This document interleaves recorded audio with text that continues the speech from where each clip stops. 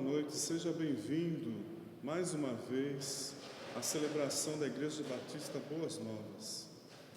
Salmo 95, na versão A Mensagem, diz assim: Venham, vamos louvar o Eterno em voz alta, vamos romper em alegria, cantar à rocha que nos salvou. Vamos à sua presença cantando louvores de abalar as estruturas. E por quê? Porque o Eterno é o melhor, Rei Altíssimo sobre todos os deuses. Em uma das mãos ele sustenta as cavernas e grutas mais profundas, na outra agarra as altas montanhas. Ele fez o oceano, é o dono dele, suas mãos esculpiram a terra. Portanto, venham, vamos adorar, prostrem-se diante dele, de joelhos diante do Eterno que nos fez. Oh sim, ele é nosso Deus, e nós somos o povo que ele pastoreia, o rebanho que ele alimenta.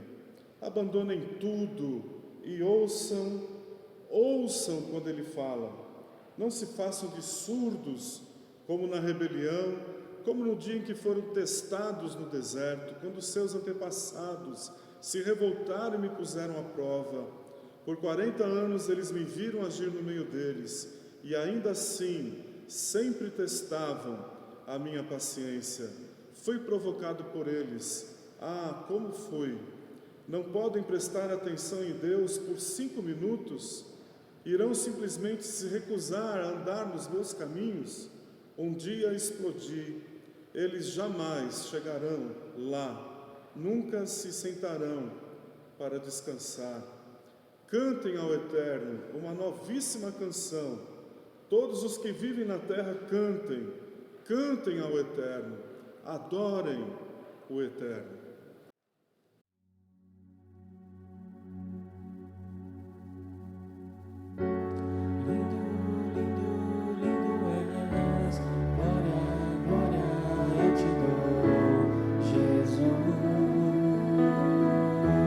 Jesus.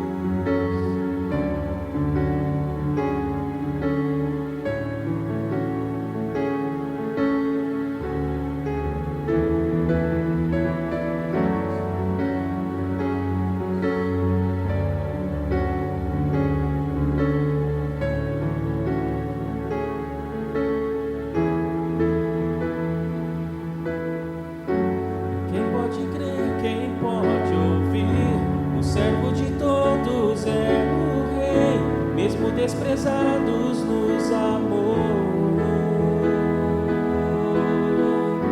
O ramo da vida revelou, por suas feridas nos curou. Todos os povos se prostrarão,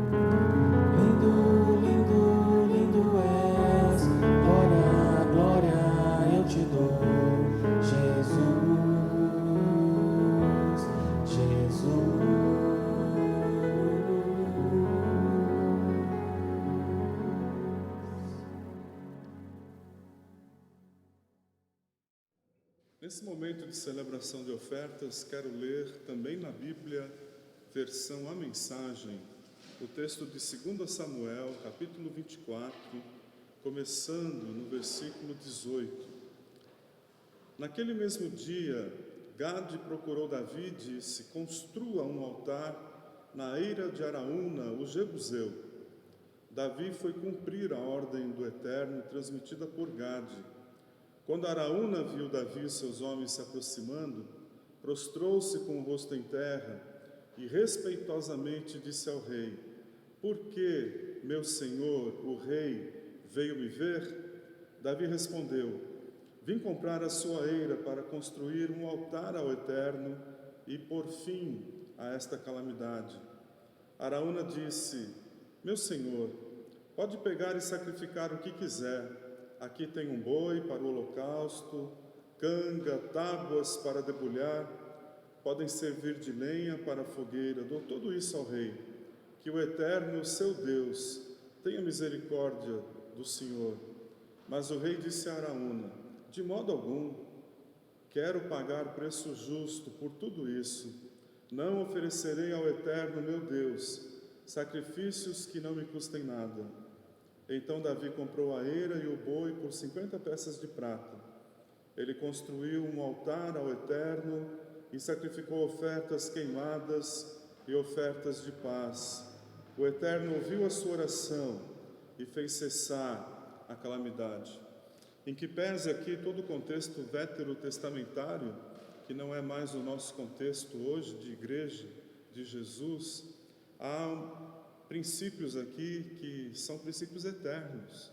E um desses princípios é este que Davi menciona. quando o seu súdito, Araúna, oferece-se para dar tudo para o rei, fazer o sacrifício de comunhão, de pedido de perdão, que o profeta Gade mandou ser realizado, Deus mandou ser realizado através do profeta Gade, o Araúna, o súdito, ele diz: pode pegar tudo que você quiser, Davi. E Davi diz: de modo nenhum, eu não vou oferecer algo para Deus que não me custe nada. A grande pergunta que a gente deve fazer quando a gente adora o Senhor, quando a gente entrega ofertas, entrega dízimos, a grande pergunta é esta: isto está me custando? Quanto isto está me custando? Porque a resposta a esta pergunta vai dizer o quanto Deus representa na nossa vida. Não é o valor, mas é o quanto isso me custa. Lembra você daquela viúva que deu 2 moedinhas que valeriam 20 centavos hoje? Jesus a elogiou dizendo que ela deu mais do que todas as pessoas que estavam colocando ofertas naquele tempo. E havia muitos ricos colocando ofertas.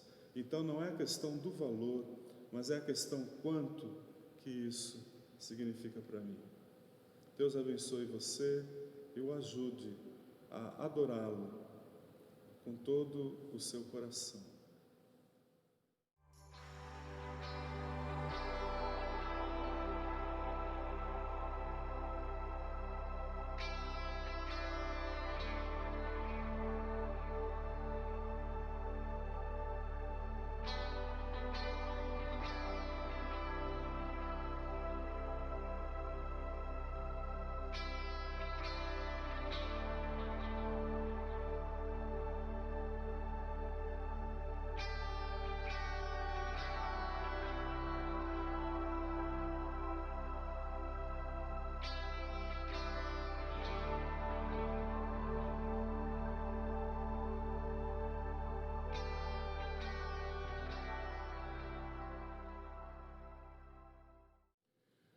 Hoje chegamos ao capítulo 4 de Gênesis, e como eu já tenho dito a você, o livro de Gênesis é o livro dos começos, e nesse capítulo 4 nós temos o primeiro culto de adoração, a primeira celebração de adoração que se tem notícia, que a Bíblia relata, depois que os céus e a terra, tudo que neles há, o ser humano, foram criados. Depois que o pecado entrou também, como vimos na semana passada, agora no capítulo 4 de Gênesis temos essa história, a primeira celebração. E, surpreendentemente, esta primeira celebração também é o contexto do primeiro assassinato que aconteceu na história humana, quando um irmão, com ódio do outro, o mata.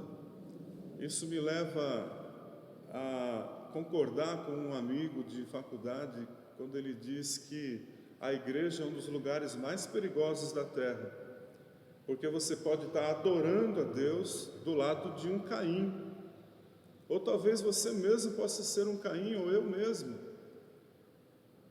E foi nesse contexto da primeira adoração que nasce essa violência que nós conhecemos tão bem hoje nos jornais, nos rádios, não é? Pessoas matando outras como se fossem baratas, sem o menor pudor, sem a menor consideração. Eu quero ler a palavra então, Gênesis capítulo 4, diz assim: Adão deitou-se com Eva, sua esposa, ela engravidou e teve Caim.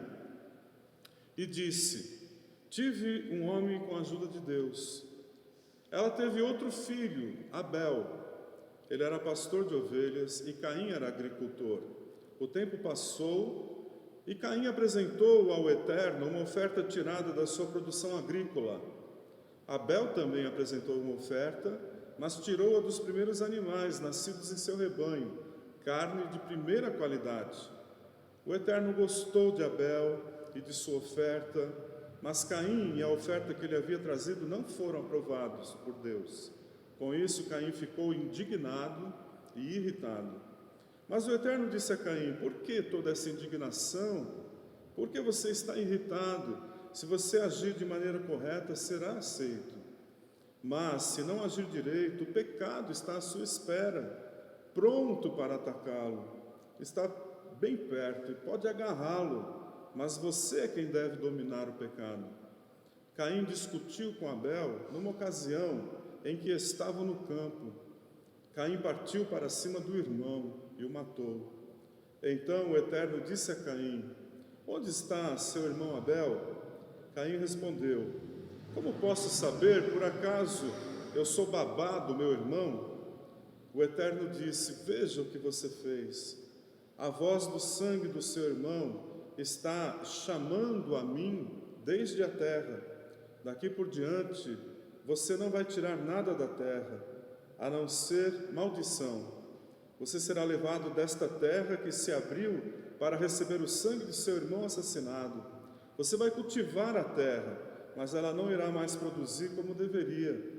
Você será um sem-teto a vaguear pela terra.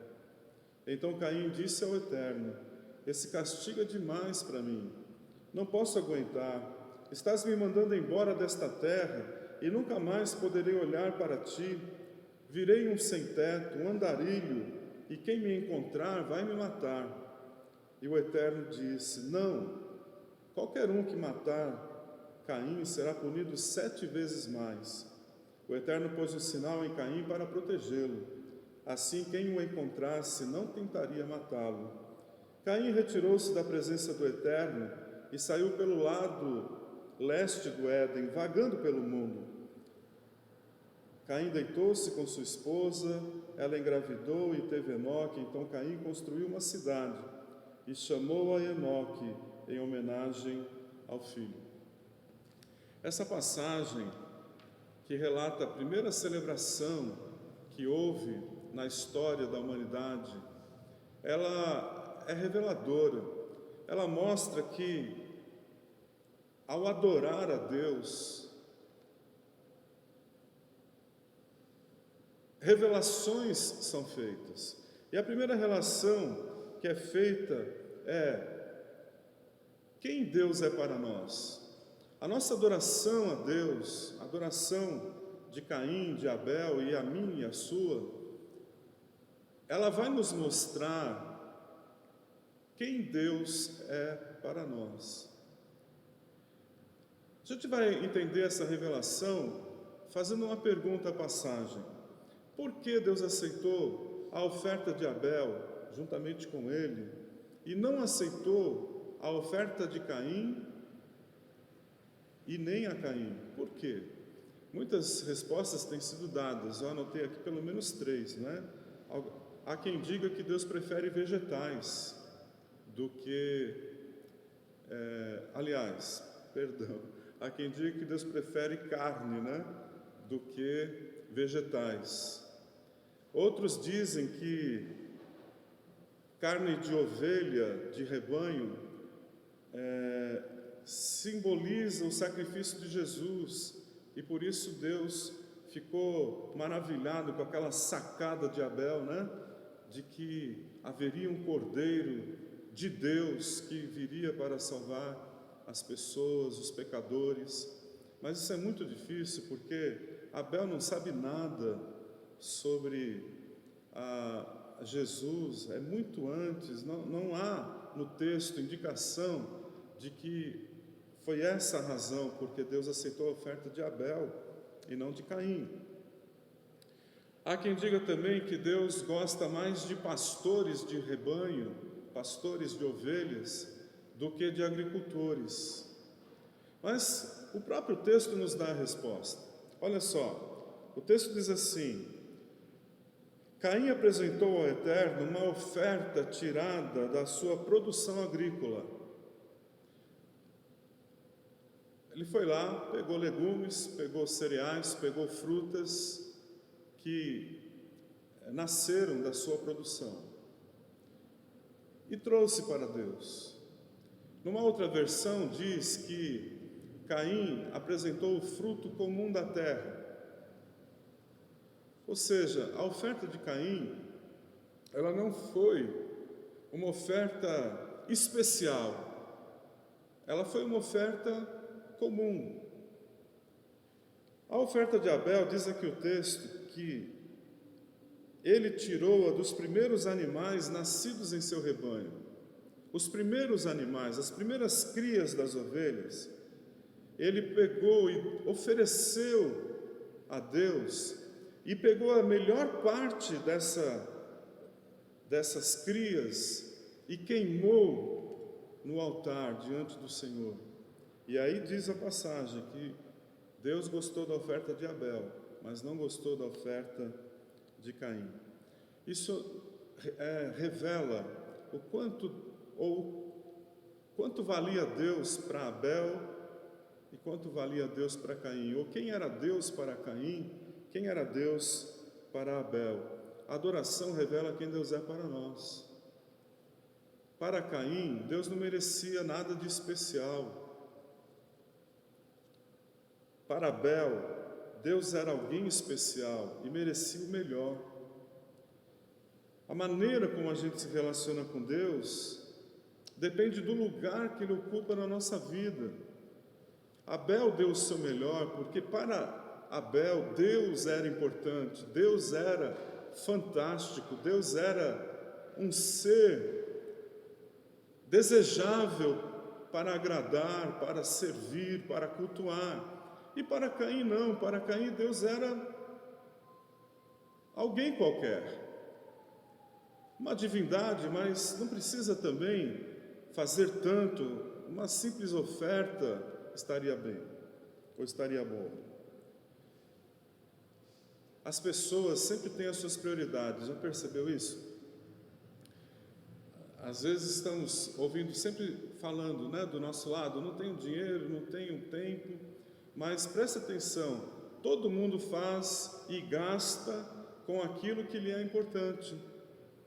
Há pessoas que não perdem, por exemplo, um jogo de futebol no estádio. Há pessoas que não perdem um show de música, seja música evangélica ou música popular ou outro tipo de música. Há pessoas que não perdem uma oportunidade de ir passar um dia no campo ou na piscina ou na praia e gastam tudo que precisam gastar para isto e não estão se importando de gastar esse dinheiro, de gastar esse tempo, de gastar essa energia, porque para eles aquilo é importante. Então, a maneira como nós gastamos o nosso dinheiro, como nós gastamos o nosso tempo, como nós investimos, o que nos é importante, nos diz o que é importante para nós. E aqui nessa passagem nós vemos que para Abel Deus era importante, e para Caim Deus não era tão importante. Eu quero lhe perguntar, quão importante é Deus para você? Uma outra revelação que essa passagem nos faz, ela nos mostra um Deus de graça. Eu fico impressionado como na cabeça de vários de nós cristãos evangélicos, parece que há um Deus carrasco, um Deus que vai pegar um cara como Caim e vai arregaçar com ele, vai detonar com ele. E a gente esquece, ou talvez a gente nem tenha aprendido de verdade, que o Deus da Bíblia é um Deus de graça, é um Deus de amor ilimitado. Na semana passada, quando falamos de Gênesis 3, ao invés de Deus destruir o ser humano que se rebelou contra ele, de matar, de terminar ali mesmo a história de Adão e Eva, Deus faz uma promessa: eu vou enviar um Salvador. Alguém vai nascer da sua descendência, Eva, que vai esmagar a cabeça dessa serpente que enganou vocês. Alguém vai redimir muitas pessoas na história. Isso é o Deus de amor, é o Deus de graça. E aqui nós vemos em Gênesis 4 que Deus vai até Caim. Ele fala com Caim 4 vezes. A primeira vez está aqui: por que você está furioso, Caim? Deus conversa com ele, Deus dialoga, Deus pergunta. Depois, a resposta que Caim dá não é nada boa diante da graça de Deus, né? Ele diz, aqui no versículo 6 e 7, ele diz que a ira dele, a indignação dele era realmente justa, era devida. E aí Deus faz outra pergunta para ele, depois que ele mata Abel: onde está Abel, Caim? Veja que diferença, né? Em vez de Deus já jogar um raio lá para destruir Caim, ele vai conversar com Caim. A resposta também não é boa. Caim responde assim: sou eu porventura babá do meu irmão, Senhor? Uma resposta ímpia, uma resposta de coração duro, uma resposta de alguém que não reconhece o pecado, que não reconhece a sua condição de não merecimento diante do Senhor. Aliás, condição que é de todos nós. Mas Caim não enxerga isso.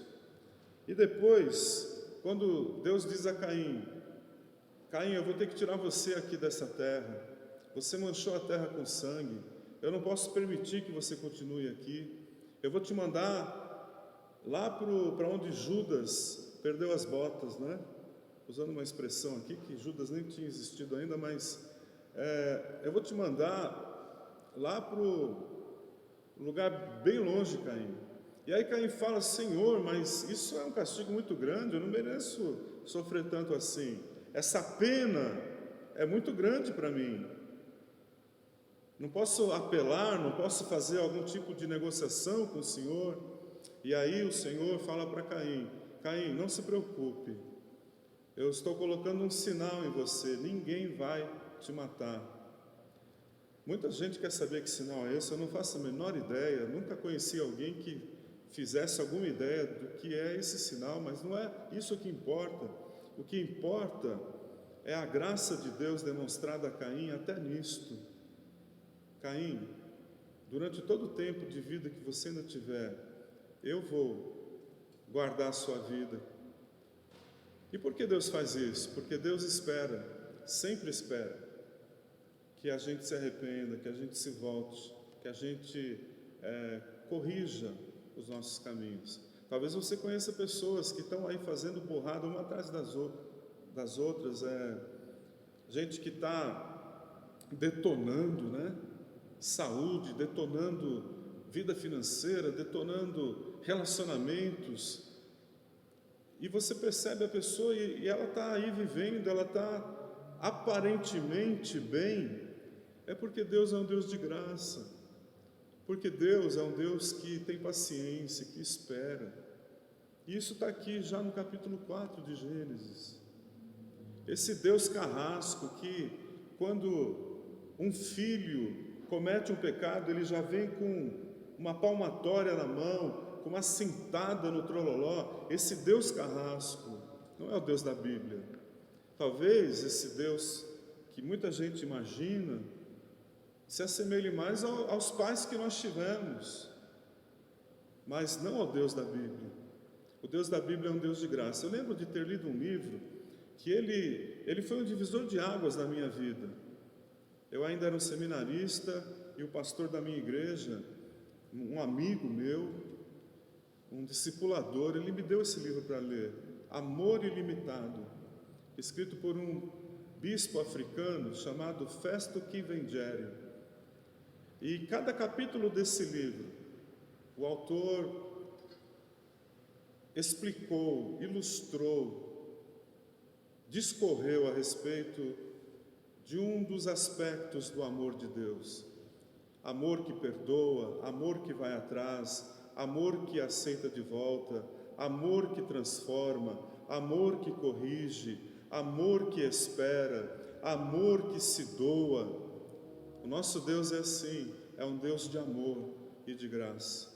E se você não conhecer a Deus como Ele é, se você for atrás das suas próprias ideias e não atrás do que a Bíblia diz, você vai ter uma imagem distorcida de Deus. E isso vai fazer com que a sua adoração seja errada também. Para adorar correto, para agradar o Senhor, é necessário conhecê-lo pela fé. Abel conheceu a Deus pela fé. Isso está lá em Hebreus capítulo 11. Pela fé, Abel ofereceu a Deus oferta maior do que Caim, melhor do que Caim. A nossa vida é muito curta nesta terra. O nome de Abel significa névoa, neblina, um vapor. Assim nós somos nessa terra, vapores, neblinas. Mas nós temos a possibilidade de conhecer a Deus, de nos relacionar com Ele e de encontrar nele a nossa alegria verdadeira. Então essa passagem nos revela o Deus de graça, mas essa passagem também, ela mostra que a adoração, ela faz diferença entre pessoas. É na adoração que nós descobrimos se nós somos Caim ou somos Abel. Quem é Caim? Caim é aquele que pratica rituais, mas não com coração. Caim é aquele que fala em nome de Deus, mas não conhece o amor de Deus. Conhece só uma pseudo-ira de Deus, mas não o amor de Deus. Caim é aquele que não tem fervor, nem dedicação. Tudo é feito de maneira mecânica, fria, calculista. Caim é aquele que não tem um olhar para si próprio de crítica. Ele critica o outro, ele critica os outros, mas a si mesmo ele não critica. E o caminho para o arrependimento, querido, é a gente criticar a gente mesmo. Essa é a rota mais próxima do arrependimento possível. É quando a gente começa a se autoexaminar. Por isso o apóstolo Paulo disse, antes de celebrar a ceia, cada pessoa se examine a si mesma. Aí sim, coma do pão e beba do cálice, porque nós, não tem uma semana, querido, talvez não tenha nem um dia que a gente não precise se arrepender diante de Deus, seja do que for. Nós somos ovelhas errantes, nós saímos do caminho com a maior facilidade. Então, essa autocrítica é uma diferença entre Caim e Abel. Para cada qualidade dessas que eu estou falando de Caim, você pode pensar no contraponto de Abel, não é? Caim é aquele que é desequilibrado emocionalmente. Já viu crentes desequilibrados emocionalmente? Que perdem o controle, que gritam, que brigam, que bate a porta, que dá soco, que dá tiro. Caim é aquela pessoa autocentrada, só pensa em si, só pensa nos seus interesses da sua família. O que importa é minha família, o resto não me importa. Isso é a atitude de Caim, é a atitude que se revelou aqui na adoração. Querido, a adoração, quando nós vamos adorar o Senhor, quando nós vamos cultuá-lo, nós estamos nos revelando quem nós somos. Caim também é aquele que é independente de Deus, que tem raiva de Deus, que é revoltado, que acha que a vida deveria ter lhe dado coisas melhores, que tem ciúmes de Abel, porque Abel é mais abençoado. Caim é o invejoso dentro da casa do pai. Caim é aquele que vê o irmão sendo abençoado e se corrói por dentro. Devia ser eu, não ele, não ela. Eu quero terminar essa palavra dizendo a você que, se você continuar na leitura do capítulo 4, você vai ver que as linhagens vão se separando. A linhagem de Abel e a linhagem de Caim. Quando chega na 7ª geração de Caim, constrói-se uma cidade de violência. Quando chega na 7ª geração, depois de Abel, surge aquele homem chamado Sete, e ali começa-se a buscar-se ao Senhor de maneira mais intensa. Veja, no momento em que estamos adorando, podemos ser Caim ou Abel. O que vai depender, o que vai mostrar quem nós somos, é o que vem depois de nós, não é? O que vem depois de você, na sua família, nos seus filhos, o que vem depois? Eu quero terminar lhe dando 9 aplicações. Parece muito, pastor, mas escolhe uma delas, não precisa escolher as 9. Mas 9 aplicações dessa passagem aqui. A primeira delas é: reconheça o amor de Deus por você. Há um texto em Isaías 1 que Deus diz assim: o meu povo não me conhece, até o jumento conhece a manjedoura do seu dono, até o boi conhece o seu dono, mas o meu povo não me conhece. Conheça o amor de Deus. Você vai conhecê-lo através das Escrituras. E perceba-se amado por Deus. Por isso que Abel deu aquela oferta ao Senhor. Não é porque Abel, ele era melhor do que Caim, no sentido assim ontológico, né? No sentido de valor intrínseco. Não. É porque Abel se percebia amado por Deus. Para Deus, para Abel, Deus era fonte de amor, fonte de graça. Segunda aplicação: saiba que a fé genuína, ela mostra-se na gratidão. Gere contentamento no seu coração. Para com isso de ficar emburrado, carrancudo. Seja grato pelas coisas que Deus lhe dá. Terceira aplicação: ofereça o melhor para Deus. O seu melhor. Melhor do seu tempo, do seu dinheiro, das suas coisas. Ofereça o melhor para Deus. Uma vez eu ouvi uma história bem pequena de um rapaz que se dizia muito apaixonado por uma namorada. E aí ele mandou um cartão para ela no aniversário dela, só que ele esqueceu de pagar o preço do cartão, né? 10 centavos. Pensa naquela moça recebendo um cartão lá na cidade dela, ela era de outra cidade, e ela abre o cartão e está lá: eu te amo, você é a pessoa mais importante da minha vida. E lá em cima está 10 centavos o valor do cartão. Não é gritante isso? Não é uma coisa, um paradoxo?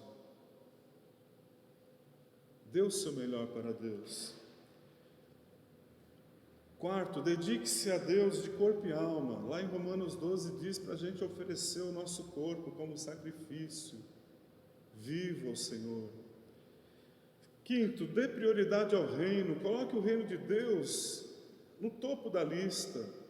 O reino de Deus abrange a igreja dele, a família dele, os negócios dele, a evangelização, o discipulado, a célula. Coloque o reino em primeiro lugar.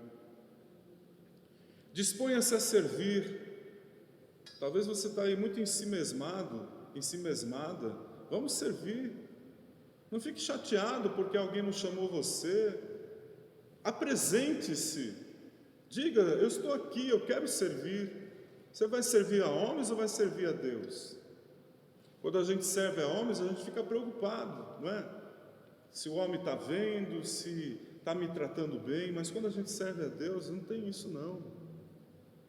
Quero servir o Senhor, Ele sabe do meu coração. Contribua regularmente, não pare de contribuir.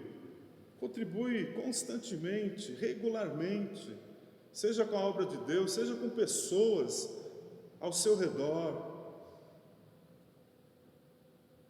Participe das atividades da sua família espiritual. Pensa numa família grande. quanto que um irmão mais velho representa de encorajamento, de inspiração para os irmãos mais novinhos. Assim é na família espiritual também. Participe, encoraje com a sua presença, com o seu ministério, com os seus dons, os seus talentos. E seja sincero e singelo de coração. Assim é a linhagem de adoradores de Deus. Que Deus abençoe sua vida. Eu quero orar por você. Pai Celestial, muito obrigado pelo privilégio de podermos tratar contigo, Senhor. Não tratar no sentido de negócio, mas tratar no sentido de relacionamento, Pai. Te louvo porque Tu és um Deus de amor, um amor que nos deixa boquiabertos tantas vezes, um amor que nos surpreende, que nos invade o coração, Senhor. Quantas e quantas vezes Teu amor tem invadido meu coração, coração de pessoas que eu conheço também. Ó Senhor, muito obrigado. Ajuda-nos a Te conhecer melhor, para que possamos adorar-Te também melhor, para que possamos servir-Te melhor, Senhor. Abençoe cada pessoa que está participando dessa celebração agora, que a Tua palavra de Gênesis 4, Senhor, possa lhes falar profundamente nos seus corações, nas suas mentes, nas suas almas. Eu oro e agradeço, Pai, em nome de Jesus. Amém. Estamos muito felizes porque está chegando a hora da gente voltar a se ver. Aguarde. Vou reunir-me com os membros da nossa diretoria nessa semana para a gente poder traçar uma agenda para o nosso retorno. Aguarde informações, mantenha-se na expectativa, ok? Deus abençoe a sua vida em nome de Jesus.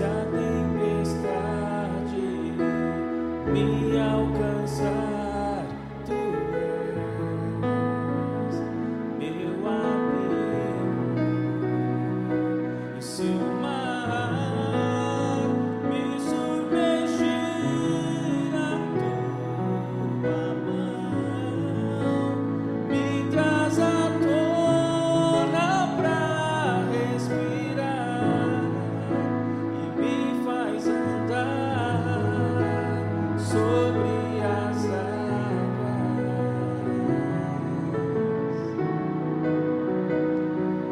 Tu és o Deus da minha salvação,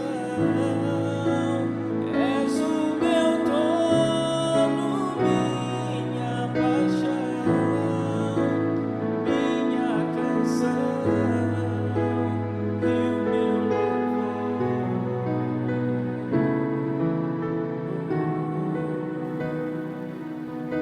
E se o sol se pôr e a noite chegar, Tu és quem me guia. Se a